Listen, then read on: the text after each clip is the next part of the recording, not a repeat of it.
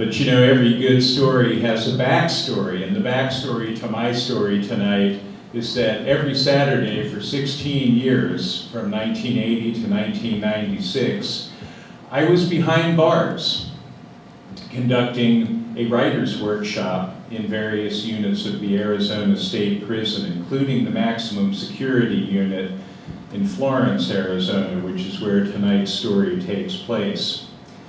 I want to dedicate tonight's telling to my good friend and mentor, Richard Shelton, who's the presiding genius of the Poets Workshop in the Arizona State Prison, a recently retired Regents Professor of English at the University of Arizona, and one of the most widely read and highly respected poets of his generation. Without his invitation and inspiration, I would never have gotten into this line of work, and I wouldn't have this story to tell you tonight. The story begins with a 25-year-old wet behind the ears, recent graduate of the MFA program at the U of A, deciding that teaching poetry in the prison would be a noble enterprise. And every Saturday for those 16 years, I made the drive from Tucson to Florence along the Pinal Pioneer Parkway. And on this particular hot midsummer Saturday afternoon, I parked at the prison, walked up the long, imposing walkway to the main gates, and those huge iron gates creaked open, and I entered the portico.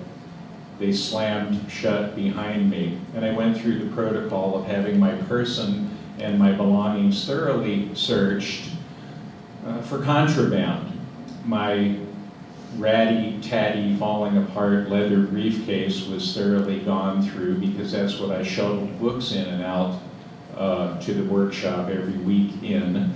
Once the guards had satisfied themselves that I wasn't carrying anything I shouldn't be carrying, they opened the inner gates and in I went. Those massive iron gates clanged shut behind me with a finality that still haunts my dreams to this day.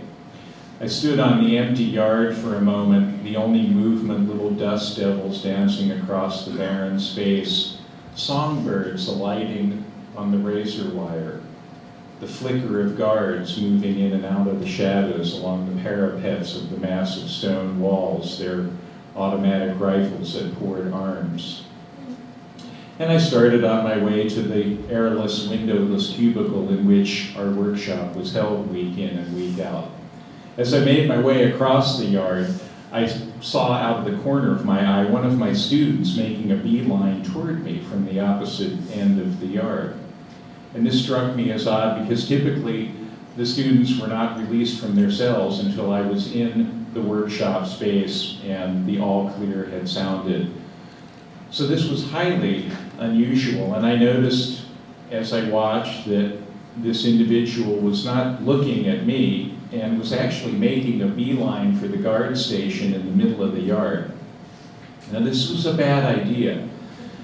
Not only was he not allowed to do that, he might very well have been shot had he not stopped.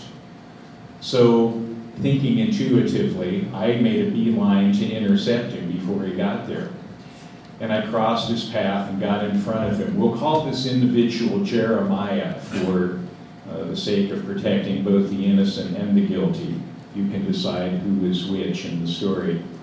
But I intercepted him, I put my hands gently on his shoulders, I made eye contact with him. And I asked him what precipitated this precarious situation that we were now both in. He was livid, his face was beet red, his eyes were bulging, the tendons in his neck were rigid, his forehead was furrowed, and this was very unlike him. Usually he was very calm and in control. So I knew something terribly wrong had set him off.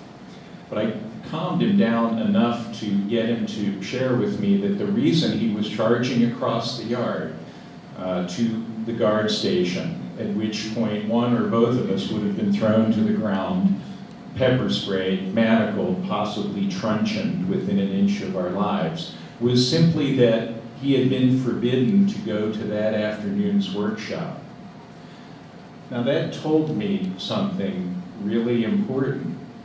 It told me how important that workshop was to that person. He was literally putting his own life, and frankly mine, at risk to let it be known that he was going to go to the workshop whether they wanted him to or not. Well, I persuaded him that that wasn't our best course of action, and we decided that we would turn around, and rather than approach the guard station, we would go back to the cubicle and talk to the guard on duty there. So that's what we did. We turned around, we made our way to the airless, windowless cubicle where the workshop was held. And as we talked to the guard who was on duty there, his first reaction, as you might expect, was, "I know nothing, I see nothing."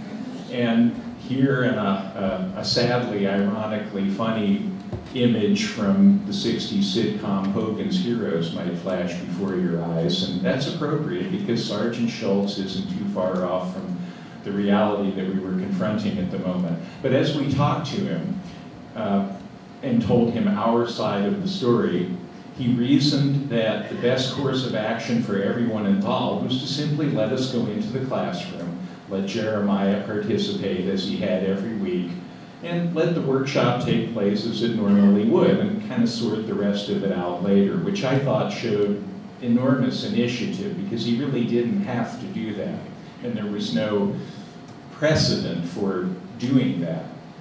But that's what he chose to do, and that was another huge gong, light bulb flashing aha moment for me, having to do with the transformative power of language to persuade, to communicate, to disarm potentially violent situations. And that stuck with me for all these years after that. So we went into the classroom. The rest of the students arrived, a really interesting cast of characters, but that's a subject for another series of stories. And the workshop unfolded more or less normally. And as I recall, it was a really wonderful workshop that day. I think this resonant note that had been struck by the whole incident was kind of vibrating in the hot summer air.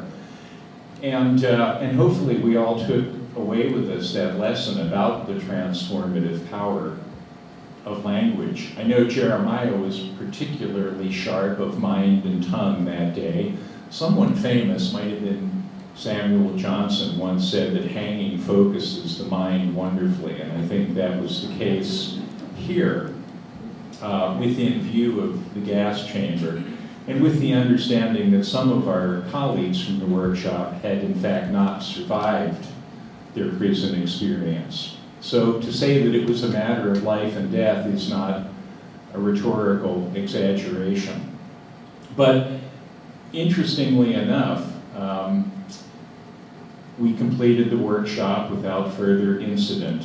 And when I left that day, I took with me not only my ratty-tatty, partially decomposed leather briefcase and that week's outbound load of books and all the wonderful writing of the students, but also this lasting awareness of the power of language. And I think that's especially resonant today as we reduce all of our communications to 140-word character tweets, and as a living language goes extinct almost weekly, and as we begin to forget how to read,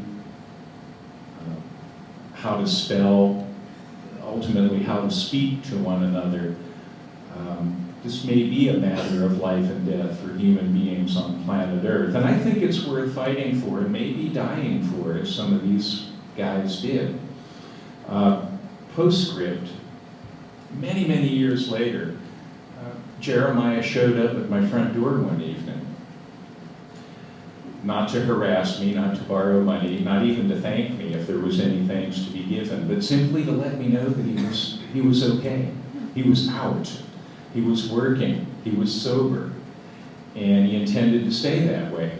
And after very eloquently and succinctly expressing that to me, he turned around and walked off into the evening. And I've Never seen him since. That was 30 years ago.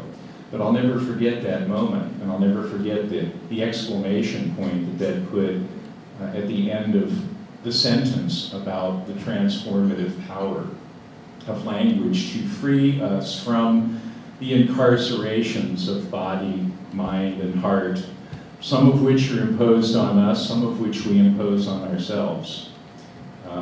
But that's the lesson that I took away from it. And that's the story that I wanted to share with you tonight. So thanks for listening. And don't forget how to speak and tell your stories.